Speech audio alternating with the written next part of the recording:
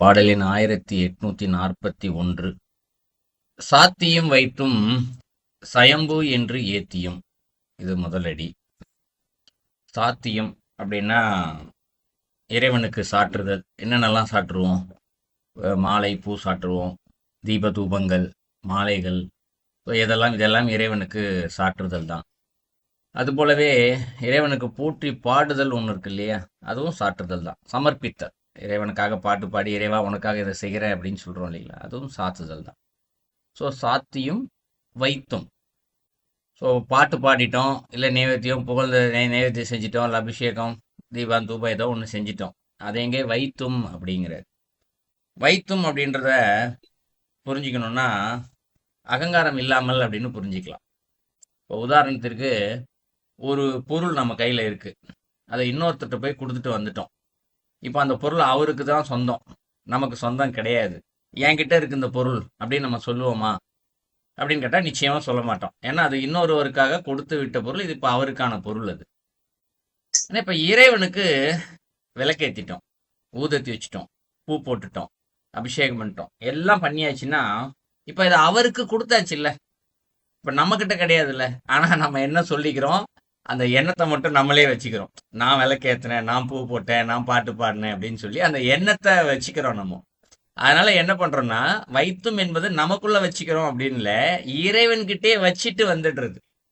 சாத்தியும் வைத்தும்னா என்னென்னலாம் இறைவனுக்கு சமர்ப்பிக்கிறோமோ அதை அங்கேயே வச்சுட்டு வந்துட்டோம். அப்படின்னா என்னன்னா, மறந்துடணும் அந்த வினாடி. நான் செய்தேன் என்ற சிந்தனை நம்மகிட்டே இருக்கக்கூடாது. அடுத்தவங்ககிட்ட சொல்றது ரெண்டாவது. இப்ப யாருமே சொல்லலைன்னே வச்சுக்குவோம். சில பேருக்கு அந்த எண்ணங்கள் கூட உண்டு. நான் சாமிக்கு பூஜை எல்லாம் பண்ணிட்டு அவங்க வாட்டுக்கு அவங்க வேலையை செஞ்சுட்டு கம்முன்னு இருப்பாங்க. இதுவும் பல பேரிடம் உண்டு.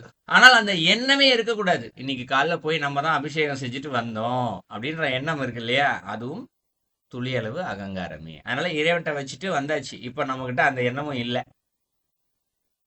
அடுத்து சயம்பு என்று ஏத்தியும் அப்படின்னு சொல்றாரு.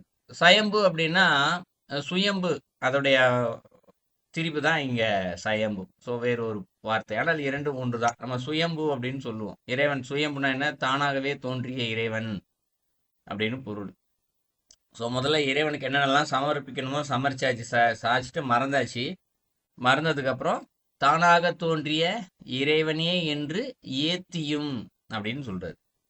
ஏத்துதல், ஏற்றுதல் அப்படின்னா ஏத்தியம்ன்றது வழிபாடு தான். இந்த இடத்துல என்ன மாதிரி வழிபாடு அப்படின்னா, உள்ளுக்குள்ள நமக்குள்ள செலுத்துறது தான் இந்த இடத்துல ஏத்தியும். தொழுதல், வழிபடுதல் எல்லாமே இதுல ஏத்துதல் தான். விளக்கேத்துறோம் இல்லையா, அது கூட ஏற்றுதல் தான். அப்ப என்ன, ஒரு பொருள் நம்மகிட்ட விளக்கு இருக்கு, எண்ணெய் இருக்கு, திரி இருக்கு, தீப்பெட்டி இருக்கு, எல்லாத்தையும் சேர்த்து வச்சு உள்ள ஒரு தீபம் என்ற ஒன்றை ஏற்றுவது போல, இந்த சைடு நமக்கு வெளியில இருக்கக்கூடிய எல்லாவற்றையும் பார்த்து நமக்குள்ளே ஏற்றுதல். தானாக தோன்றியவனே அப்படின்னு சொல்லி இதை எப்படி புரிஞ்சுக்கலாம்னா, இறைவன் தானாக தோன்றியவர் தான். அப்ப நம்ம கையில ஒரு பொருள் ஒன்று இருக்கு. எந்த பொருளா வேணா இருக்கட்டும், சாப்பிட்ற பொருளா இருக்கட்டும், பயன்படுத்துற பொருளா இருக்கட்டும், காரு, எந்த பொருளா இருக்கட்டும், இந்த பொருள் தானாகவே தோன்றியதா என்று கேட்டால் இல்லை. அதற்கு மூலம் யாரோ ஒருத்தர் உருவாக்கி இருக்காங்க இல்லையா, தானா தோண்டல. சாப்பிட்ற சாப்பாடா இருந்தாலும் ஒரு விவசாயி உருவாக்கி இருக்காரு. ஆனால் ஒரு காரு, வண்டி எதர் பயன்படுத்தினாலும் அதை யாரோ ஒரு மனிதர் தான் நீங்க உருவாக்கினார். அப்ப அந்த பொருள் கையில இருக்கும்போது இதெல்லாம் ஒரு மனுஷர் உருவாக்குனாரு அப்படின்ற சிந்தனை ஒன்றது ஒன்று. அதற்கு பின்னாடி என்னன்னா, இந்த பொருளுடைய மூலம் என்ன, இது சிந்தனை வரணும். எந்த பொருளா இருந்தாலும் சரி. ஒரு மாம்பழம் கையில் இருக்குன்னா கூட இது எங்க இருந்து மூலம்னு யோசிச்சு பார்த்தா ஒரு கொட்டையிலேருந்து, மாமரத்துலேருந்து வந்திருக்கும்.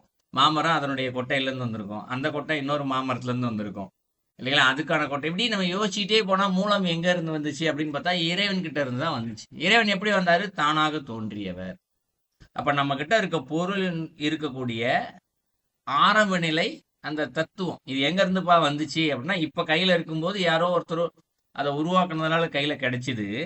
இந்த பொருளினுடைய ஆரம்பம் எங்க இருக்கு அப்படின்னா இறைவன் தான். அப்ப இருக்கக்கூடிய பொருள் எல்லாத்தையுமே தானாக, இந்த பொருள் ஏதோ ஒரு காலத்தில் இறைவனிடமிருந்து தோன்றியது, இறைவன் தானாகவே தோன்றியவர். அந்த எண்ணம் மனசுல வரணும். இததான் ஏத்தியும் அப்படிங்கிறார். ஏத்தியம்னா நமக்கு உள்ளே வளர்த்தல். இது போல இருக்கக்கூடிய எண்ணங்கள், பார்க்குற எல்லா பொருளையுமே இறைவன் ஏதோ ஒரு காலத்தில் இந்த பொருள் இறைவனிடமிருந்து பிரிந்து வந்ததுதான் அப்படின்னு சொல்லி ஒரு பிரார்த்தனை இல்லை சிந்தனை அப்படி வச்சுக்கலாம். பிரார்த்தனைன்னு சொல்றோட சிந்தனை இது எல்லாத்தையுமே இங்க செய்யணுமா. இப்படி செஞ்சோம் அப்படின்னா நமக்கு ஒன்று கிடைக்கும். அது என்ன கிடைக்கும்ன்றது 4வது அடியில சொல்றாரு. ஆனா 2வது அடியில என்ன சொல்றாரு? ஆத்தியை நாளும் இறையை அறிகிலர் அப்படின்னு சொல்றாரு. இப்படிலாம் செஞ்சா ஒரு விஷயத்தை தெரிஞ்சுக்கலான்றது 4வது அடி நம்ம இறுதியா பார்க்கலாம். நடுவில் ஆத்தியை அப்படிங்கிறார். ஆத்தி அப்படின்னு சொல்லப்படுறது என்னன்னா செல்வம் அப்படின்னு பொருள். ஆத்தினா நேரடியாக இருக்கக்கூடிய பொருள் செல்வம். ஆனா இங்க செல்வம் தான் ஏற்கனவே பொன் பொருள் செல்வம் நகை தங்கம் பணம்னு நிறைய பேர் இருக்கே. ஆனா இந்த இடத்துல ஆத்தி என்பதற்கு இந்த செல்வத்தை எப்படி புரிஞ்சுக்கலாம் அப்படின்னா இங்க இருக்க கிராமத்து சைட்ல இருக்கக்கூடிய ஒரு பேச்சு வழக்கு ஒன்று உண்டு. இலங்கையில இருக்கான்னு எனக்கு தெரியல. எதையாவது ஒன்று வியப்பா பேசும்போது ஒரு வார்த்தையை பயன்படுத்துறாங்க. அடியாத்தி அப்படின்ற வார்த்தையை பயன்படுத்துவாங்க. ஆத்தி அப்படின்னு. ஆத்தி என்ற சொல் ஒரு வியப்பை குறிக்கிறது. அப்போ ஒரு செல்வம்னு ஒண்ணு இருக்கு. அதற்கான பெயர் செல்வம். அந்த செல்வத்துல ஒரு வியப்பா இருக்கான். என்ன மாதிரி வியப்புன்னா இப்ப நமக்கு அதிகபட்சம் ஒரு தங்கமோ பணமோ பொருளோ நம்ம கிட்ட ஒரு இருக்குன்னு வச்சுக்குவோம். சும்மா நம்ம பையில பாக்கெட்ல ஒரு 1000 ரூபாய் 2000 ரூபாய் இருக்குன்னா அது பெருசா நமக்கு தோணாது. அதே ஒரு பை நிறைய பணமோ தங்கமோ ஏதாவது ஒண்ணு பார்த்தா என்ன தெரியும்? கொஞ்சம் நிறைய இருக்குப்பா அப்படின்னு தோணும். இதே ஒரு லாரி நிறைய பார்த்தோம்னா ஒரு 100 லாரி நிறைய பணமோ தங்கமோ பார்த்தா என்ன ஆகும்? நமக்குள்ள ஒரு வியப்பு ஒன்று வரும்ப்பா, இவ்வளவு பணமா அப்படின்னு சொல்லி வரும் இல்லைங்களா? அது போலவே இறைவனுடைய ஆற்றல் அப்படின்னு ஒண்ணு இருக்கு இல்லையா? தானாகவே தோன்றிய இறைவன் அப்படின்னு சொன்னோம். அந்த இறைவன் எப்படி இருக்காரு? மொத்த செல்வமும் அவர் தான். அண்ட சராசரம் எல்லாம். நம்ம ஒரு பேருக்கு 2 3 வீடு வச்சிருந்தாலே பணக்காருப்பா பெரிய செல்வந்தர்ப்பா அப்படின்ற ஒரு வார்த்தையை பயன்படுத்துவாங்க இல்லைங்களா? ஒரு 10 வீடு வச்சிருக்காரு அப்படின்னா செல்வந்தர் அப்படின்னு. இந்த உலகத்துல இருக்க எல்லாமே அவரது தானே. அப்ப அவர் எவ்வளவு பெரிய செல்வந்தன்? அதெல்லாம் உருவாக்குனதே அவர் தானே. அவர் எவ்வளவு செல்வந்தன்? இந்த உலகம் மட்டுமா? 14 உலகம், இந்த பிரபஞ்சம், அண்டம் இதெல்லாம் நம்ம கற்பனை பண்ணி பார்க்க முடியுமா? அப்ப இதை பார்த்தோம்னா ஒரு வியப்பா இருக்கலாம். இவ்வளவு பெரிய செல்வந்தனா இவரு அப்படின்னு ஒரு கற்பனை. ஒரு வீட்டு 10 வீடுக்கே ஒருத்தர் நண்பர் யாராவது ஒருத்தர் அறிமுகப்படுத்துறா இருந்துச்சுக்கோம், இவர் 50 வீடு வச்சிருக்காருப்பா அப்படின்னு சொல்றாங்கன்னா உடனே நமக்கு எப்படி இருக்கும்? ஒரு வியப்பு வரும்.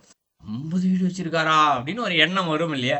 50 வீடு வச்சிருக்கவருக்கே ஒரு வியப்பு வருதுன்னா அப்போ இறைவன் வச்சிருக்க பொருளுக்கு என்ன மாதிரியான வியப்பு வரணும்? கற்பனை செய்து பார்க்க முடியாத வியப்பு. அதுதான் இந்த இடத்துல ஆத்தியை நாளும் இறையை அறிகிலர் அப்படின்னு சொல்றாரு. சோ அப்படிப்பட்ட செல்வந்தனான இறைவனை நமக்குள்ளதான் இருக்காரு, பாக்குற பொருளெல்லாம் இருக்காரு. சோ அப்படி வியப்புக்குரிய ஒரு மிகப்பெரிய செல்வந்தனாக இருக்கக்கூடிய அந்த இறைவனை நாளும் அப்படின்னு சொல்றாரு. நாளும்னா என்ன? தினந்தோறும். அப்ப தினந்தோறும் அந்த இறைவனை ஏதோ ஒரு வகையில நம்ம அனுபவிச்சுட்டு தான் இருக்கோம், பார்த்துக்கிட்டு தான் இருக்கோம், ஏதோ ஒண்ணு செஞ்சுக்கிட்டு தான் இருக்கோம். ஆனா நம்ம தெரிஞ்சுக்கிறோமான்னு கேட்டா தெரிஞ்சிக்கல. அததான் இங்க சொல்றாரு, நாளும் இறையை அறிகிலர். இறை என்றால் என்ன? எல்லா பொருளையும் இறைத்தன்மை இருக்கின்றது. அந்த இறையை நாம் இங்கு தெரிந்து கொள்ளாமல் இருக்கின்றோம். அறிகிலர், யாருமே தெரிஞ்சுக்கல அப்படின்னு சொல்லிட்டாரு 2வது அடியில. 3வது அடியில ஆத்தி மல்லாக்கு இட்டு அதற்கு அழுக்கு அற்ற கால் அப்படிங்கிறார். நான் கொஞ்சம் பிரிச்சு படிக்கிறேன். சேர்த்து படிச்சோம்னா கொஞ்சம் புத்தகத்துல எல்லாம் சேர்த்து இருக்கும். இது கொஞ்சம் புரிந்து கொள்வதற்கு கடினமாக இருக்கும். ஆத்தி மலக்கிட்டு தற்களுக்கு அற்ற கால் அப்படின்னு இருக்கும். அதை நான் ரொம்ப பிரிச்சு படிக்கிறேன். இப்போ ஆத்தி அப்படின்னு சொன்னார். ஆத்தினா செல்வம், வியப்பு குறிப்பு அப்படின்னு சொன்னோம். ஆத்தி என்பதற்கு பல பொருள் இருக்கு. நம்ம எதையுமே இடத்திற்கு ஏற்றார் பொருள் கொள்வோம். அது போல முதல் அடியில் இருக்கக்கூடிய ஆத்தியை நாளும் இறையை அறிகிலர்னா செல்வம், வியப்புக்குரிய இருக்கக்கூடிய செல்வம் அப்படின்னு பொருள் எடுத்துக்கிட்டோம். இப்ப 2வது 3வது அடியில் இருக்கக்கூடிய ஆத்திக்கு எப்படி பொருள் எடுத்துக்கலாம்னா வேறு சில பொருட்கள் இருக்கிறது. என்ன பொருள்னா ஒரு பொருள் சம்பந்தம் அப்படின்னு சொல்லுவோம். ஒரு பொருளுக்கும் நமக்கும் இருக்கக்கூடிய தொடர்பு தான் சம்பந்தம். அதான் இந்த இடத்துல ஆத்தி அப்படின்னு சொல்றது. எதற்கும் எதற்கும் நமக்கும் வேறு எந்த பொருளுக்கும் சம்பந்தம் இருக்கு அப்படின்னா நமக்கும் இந்த உலகத்துக்கும் இருக்கக்கூடிய சம்பந்தம் தொடர்பு ஆசை தான் இல்லையா? மிகப்பெரிய ஆசை என்ற ஒண்ணு இருக்கு. பார்க்கறது மேலெல்லாம் ஆசைப்படுது இந்த மனமானது. என்னென்னலாம் பார்க்குதோ அதெல்லாம் ஆசைப்படுது இல்லை. பார்க்காத ஒரு பொருள் மீது நமக்கு ஆசை வருதா? ஏன்னா அதை வச்சு நமக்கு தெரியவே தெரியாது. தெரியாத ஒரு பொருளின் மீதோ, பார்க்காத ஒரு பொருளோ, இல்லை கேள்விப்படாத ஒரு பொருளின் மீதோ, ஐம்புலன்கள் வழியாக ஒரு விஷயத்த நம்ம தெரிஞ்சுக்கலன்னு வச்சுக்கோம், அது மேல ஆசைப்படுவோம்னா ஆசைப்பட மாட்டோம். இப்போ ஐம்புலன்களுக்குள் பார்க்குற, கேட்குற, நுகர்ற ஏதாவது ஒரு வகையில் இருக்கக்கூடிய பொருள் மேல நம்ம ஆசைப்படுறோம். இதுதான் இந்த இடத்துல ஆத்தி சம்பந்தம். என்ன மாதிரி சம்பந்தம்? வியப்பு குறிப்போடு இருக்கக்கூடிய சம்பந்தம் தான். வியப்புன்னு ஒரு வார்த்தை சொல்லியிருந்தோம் இல்லையா? அதுதான். என்ன எதுக்கு எடுத்தாலும் ஆசைப்பட்டுக்கிட்டே இருக்கு இந்த மனம் அப்படின்னு கொஞ்சம் மனசை திரும்பி பார்த்தா தெரியும் நம்ம எவ்வளோ ஆசைப்படுறோம் அப்படின்னு சொல்லப்படுறது. இத மல்லாக்கிட்டு அப்படிங்கிறது. மல்லாக்கு அப்படின்னா இப்போ மல்யுத்தம்னு சொல்லுவாங்க. கேள்விப்பட்டிருப்போம் இல்லைங்களா? மல்யுத்தம்னா என்ன? சண்டை போடுறது. உடம்பால சண்டை போடுறது. இப்போ மல் என்ற வார்த்தையே ஒரு போர் புரிதல், சண்டை புரிதல். இது மனதோடு மனம் சண்டை புரிதலும் சரி, உடம்போடு உடம்பு சண்டை புரிதலும் சரி. ஆனா இந்த இடத்துல ஆத்தின்னு சொல்றது உலகப்பற்றோடு இருக்கக்கூடிய ஆசை. அப்ப என்ன பண்ணணும்? அந்த ஆசையோட சண்டை போடணும். எதுக்கு நீ இதை ஆசைப்படுற? உனக்கு தேவையானது என்னவோ அது தானாவே கிடைச்சிடும். அதற்கான தகுதியை வளர்த்துக்கிட்டா போதும் அப்படின்ற ஒரு சிந்தனை. அப்படி இல்லை அப்படின்னா அதற்கான உழைப்பு. ஒரு ஆசைப்பட்ட வீடு வாங்கணும்னு ஆசைப்படுறது தப்பு இல்லை, உலக ரீதியாக இருக்கக்கூடிய இந்த வாழ்க்கை முறையில். அப்போ அதை வாங்கணும் அப்படின்னா என்ன பண்ணணும்? சும்மா உட்காந்துட்டு வீடு வாங்கணும் வீடு வாங்கணும்னு உட்காந்துட்டு ஆசைப்பட்டுக்கிட்டே இருந்தால் தானாக கிடைச்சிடுமா? இல்லை. அதற்கான உழைப்பை நம்ம உழைச்சோம் அப்படின்னா தானாகவே அது கிடைச்சிட போகுது. ஆனால் இங்கே ஆசை மட்டும்தான் இருக்குது, உழைப்பு இல்லை. அப்போ என்ன பண்ணணும்? ஆசையை மல்லாக்கிட்டு என்ன பண்ணணும்? மல் என்றால் போர் என்று சொன்னோம் இல்லையா? அதோட சண்டை போட்டு அதை என்ன பண்ணணும்? ஆக்கு அப்படிங்கிற ஒரு விஷயத்த சண்டை போட்டு அழிச்சிட்டு இன்னொரு விஷயத்த ஆக்குறது. ஆக்குறதுன்னா தெரியும், சோறாக்குறதுன்னு சொல்லுவோம் இல்லையா? புதுசாக உருவாக்குறது இந்த இடத்துல, இல்லைங்களா? அப்போ என்ன செய்யணும்? ஆசை மீது, மனதுக்குள்ளே இருக்கக்கூடிய ஆசை மீது சண்டையிட்டு ஆசையை அணை கட்டி தடுத்து நிறுத்தி, இல்லை உள்ளிருக்க ஆசைகள் அனைத்தையுமே அழித்து விட்டு அதை என்ன பண்ணணும்? மாற்றணுமா? எப்படி மாத்துறது? இறைவன் மீது அதே ஆசையை வைத்தல். என்னென்னலாம் உலக ரீதியாக இருக்கக்கூடிய ஆசை வருதோ அது எல்லாத்தையும் இறைவன் மீது வைக்கிறது. ஒருத்தருக்கு வீடு வாங்கணும்னு ரொம்ப ஆசை இருக்குன்னு வச்சுக்குவோம். வீடு வாங்குறது, கார் வாங்குறது, எல்லாத்துக்கும் ஏதாவது ஒரு கோல் அப்படின்னு சொல்லுவோம், ஏதாவது ஒன்று. அதன் மீது இருக்கக்கூடிய பற்று இறைவன் மீது இருக்குதுதான்னு கேட்டால் எல்லாருக்குமே ஒரு கேள்விக்குறி தான். இருந்துதான் ஏதோ கொஞ்சமாவது இறைவன் அடைஞ்சிருப்பேன் போயிட்டு, அது வரமாட்டேங்குது. அதை இறைவன் மீது கொண்டு வரணும் அப்படின்னு சொல்றாரு. தான் ஆத்தி மல்லாக்கிட்டு அப்படின்னு சொல்றாரு. செஞ்சுட்டு என்ன பண்ணோம்? அப்போ எண்ணங்கள் வந்து மாறிடுச்சு. உலக ஆசை மேலே இருக்கிற எண்ணம் இறை மீது வந்துடுச்சு. அந்த எண்ணத்தை என்ன சொல்றாரு? அதற்கு அழுக்கற்ற கால் அப்படின்னு சொல்றாரு. அதற்குன்னா எதற்கு? நம்ம என்ன எண்ணத்தை மனசில் வச்சிருக்கோமோ, இறைவனை நோக்கிய பயணம், இறைவனை மட்டுமே அடைய வேண்டும் என்ற அந்த ஆசை இருக்கு இல்லையா, அந்த எண்ணம் இருக்கு இல்லையா, அதை அழுக்கு அற்ற கால் அப்படிங்கிறார். அப்போ ஒரு நேரத்தில் என்ன ஆயிடும்? மனசுல சுத்தமா அழுக்கு என்ற ஒன்று இல்லாமையே போயிடும். என்ன இல்லாம போயிடுமா? இப்ப இறைவனை அடைய வேண்டும் என்ற ஒரு ஆசை ஒன்று இருக்கு இல்லையா? ஆசை தப்பு இல்லை, ஆனால் அதற்கான உழைப்பு ஒன்று இருக்கணும்ல. வீடு வாங்குறதுக்கு ஒரு உழைப்பு இருக்க மாதிரி இறைவன் அடைவதற்கு ஒரு உழைப்பு வேணும் இல்லையா? இறைவன் அடைவதற்கு என்ன உழைப்பு வேணும்?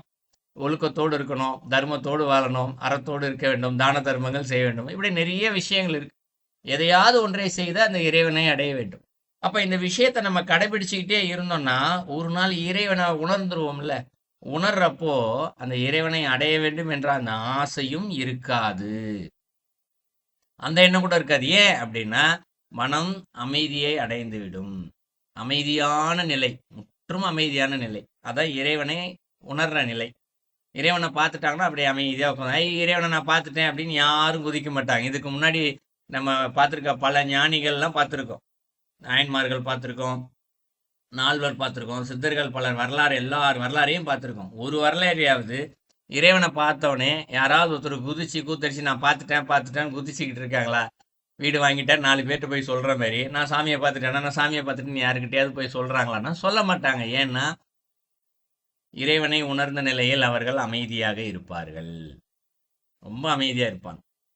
ஸோ அதுதான் இந்த இடத்துல சொல்றாரு அழுக்கற்ற கால். அப்போ மனசுல துளி கூட அழுக்குன்னு ஒன்று இருக்கவே இருக்காதான். இப்போ இறைவனை அடைய வேண்டும் என்ற எண்ணம் அழுக்கா அப்படின்னு கேட்டா அது அழுக்கு கிடையாது, ஆனால் அழுக்கு தான். இதை எப்படி புரிஞ்சுக்கலாம்னா, ஒரு பேப்பர்ல நான் அடைய வேண்டும் என்று எழுதி வைத்தால் கூட அந்த பேப்பர்ல ஒரு கரை ஒன்று இருக்குல்ல. இப்போ படிக்க தெரியாத ஒரு ஆள்கிட்ட போய் இந்த பேப்பர்ல என்னப்பா இருக்குன்னா, படிக்க தெரிஞ்சவங்க பார்த்து சொல்லிடுவாங்க இறைவனை அடைய வேண்டும் என்று எழுதி இருக்குன்னு. படிக்க தெரியாத ஒரு ஆள்கிட்ட போய் கண்ணை காமிச்சாங்க, பேப்பர்ல ஏதோ அழுக்காக கிறுக்கி இருக்கு, இதை தான் சொல்லுவாங்க இல்லைங்களா? அதனால இங்க எண்ணம் என்பது துளியும் இல்லாத நேரத்தில், கால் என்றால் காற்று என்று பொருள் இருக்கிறது, அதே நேரத்தில் காலம் என்றும் பொருள் இருக்கின்றது, காலத்திற்கும் கால் தான்.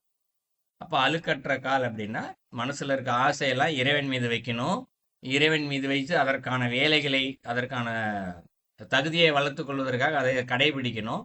கடைபிடித்து இறைவனை அடையும் பொழுது என்ன ஆயிடும்? அதுவும் நம்மிடம் இருக்கக்கூடிய எண்ணத்திலிருந்து அழிந்து போகும். அந்த எண்ணமும் இருக்காது. அதுக்கடுத்து 4வது அடியில என்ன சொல்றாரு? மாத்திக்கே செல்லும் வழி அது ஆமே அப்படிங்கிறார். மாத்திக்கே அப்படிங்கிறாரு. திக்கு என்றால் திசை என்று பொருள். மா என்றால் பெரிய என்று பொருள். அப்ப பெரிய திசை அப்படிங்கிறார். இங்க இருப்பது ஒரு 8 திசை சொல்லுவோம், 4 திசை சொல்லுவோம், அப்புறம் 8 திசை சொல்லுவோம், அப்புறம் 10 திசை சொல்லுவோம். ஆனால் இதையெல்லாம் விட பெரிய திசை அப்படிங்கிறார். எது பெரிய திசைனா, இறைவன் எங்க இருக்கின்றாரோ அவரோடு சென்று இரண்டர கலக்கும் அந்த வீடு பேறு முக்தி என்பதுதான் பெரிய திசை. ஸோ அந்த மாத்திக்கிற்கு செல்லும் வழி அது ஆமே அப்படிங்கிறார். ஸோ இறைவன் இருக்கின்ற இடத்திற்கு செல்லுகின்ற வழி இதுதான் அப்படின்னு சொல்லி முடிக்கிறார். ஸோ 4 அடிக்கும் சேர்த்து பொருள் பார்த்தோம் என்றால், முக்தி என்பதை அடைவதற்கு ஒரு சிவ பூஜை. இப்போ போன பாடல்ல ஒரு ஒரு போன வகுப்புல நம்ம பார்க்கும்போது ஒரு 3 பாடல் வாழ்க்கை முறையிலேயே எப்படியெல்லாம் இறைவனை அடைவது, எப்படியெல்லாம் செய்ய வேண்டும் என்று சொல்லியிருந்தார். அதுபோலவே இந்த பாடலையும் சிவ பூஜை, ஏன்னா இப்போ தலைப்பு சிவ பூஜை தான். இப்போ நம்ம என்ன சொன்னாரோ இதை செய்தோம் என்றால் அதுவும் சிவ பூஜை தான் அப்படின்னு சொல்றாரு. எது சிவ பூஜை? நாம் என்னெல்லாம் செய்கின்றோமோ இறைவனுக்காக என்று ஒரு ஊதத்தி வைத்தால் கூட, வைத்த வினாடி நான் இறைவனுக்கு ஊதத்தி வைத்திருக்கிறேன் என்ற எண்ணத்தையே நாம் மறந்து நம்முடைய மனதிலிருந்து எடுத்து விட வேண்டும். அதற்கு பின்பு இறைவன் தானாக தோன்றியவன். இந்த சிந்தனையில் நாம் பார்க்கக்கூடிய பொருட்கள் அனைத்தனையும் ஒரு காலத்தில் இறைவனோடு இருந்து தானாக தோன்றியவைதான். அப்ப என் கையில் இருக்க பொருள் இறைவதான் என்ற எண்ணத்தை வைத்து, இறைவன் இவ்வளவு பெரிய செல்வந்தனா என்று வியக்கு குறிப்போடு நாம் பார்க்க வேண்டும். ஆனால் இங்கு யாரும் அப்படி பார்ப்பது இல்லை அப்படின்னு சொல்றாரு பாடல். அப்ப பார்ப்பதற்கு என்ன செய்ய வேண்டும்? இந்த பாடல்ல சொன்ன மாதிரி நம்ம பார்த்தோம் அப்படின்னா என்ன நடக்கும்? நமக்குள்ள ஒரு ஆசை வரும். ஃபர்ஸ்ட் உலக ரீதியான இருக்கக்கூடிய ஆசைகள் எல்லாத்தையும் மாற்றி இறைவன் தான் பார்த்தே ஆகணுன்ற ஒரு ஆசை ஒன்று வரும். அப்போ ஆசை வரும்போது அதற்கான வேலைகளை செய்ய ஆரம்பிப்போம். தர்மத்தை அறத்தை கடைபிடிக்க ஆரம்பிப்போம். அதை கடைபிடிக்கும் போது இறைவனை சென்று ஒரு நாள் அடைந்தே தீர்வோம். ஸோ இதுதான் இங்கு இறைவனை சென்று அடைவதற்கு மிகப்பெரிய வழியாக இருக்கின்றது அப்படின்னு சொல்லி முடிக்கிறாரு. இதான் அந்த பாடலுடைய கருத்து. நாங்கள் பூசகர்கிட்ட காசை கொடுக்குறோமே ஒழிய அவர்தான் முழுக்க செய்கிறார். நாங்கள் காசை கொடுத்துட்டு வெளியிலாண்டு கும்பிட்டு கொண்டு நிக்கிறோம். சரிதான் ஐயா. பட் ஆனா இங்க நான் வந்து என்ன சொல்றேன்னா, நீங்க காசை கொடுத்தா கூட பூ வாங்கிட்டு போனேன், அதே நினைக்க கூடாது. காசு நான் தான் கொடுத்தேன், அந்த எண்ணம் எல்லாம் நம்மகிட்ட தானே வருது இல்லைங்களா? நீங்க கோயிலுக்கு போறீங்க, காசு கொடுத்துட்டு வீட்டுக்கு வந்துட்டீங்க, யாராவது வந்தா எங்க போனீங்கன்னு கேட்டா என்ன சொல்லுவீங்க? கோயிலுக்கு போய் பூஜை செஞ்சுட்டு வந்தேன். இதை எப்படி தானே சொல்லுவீங்க? ஐயர் பூஜை செஞ்சாரு, நான் போய் பார்த்துட்டு வந்தேன் சொல்லுவீங்க. சரிங்களா ஐயா? நன்றி நன்றி.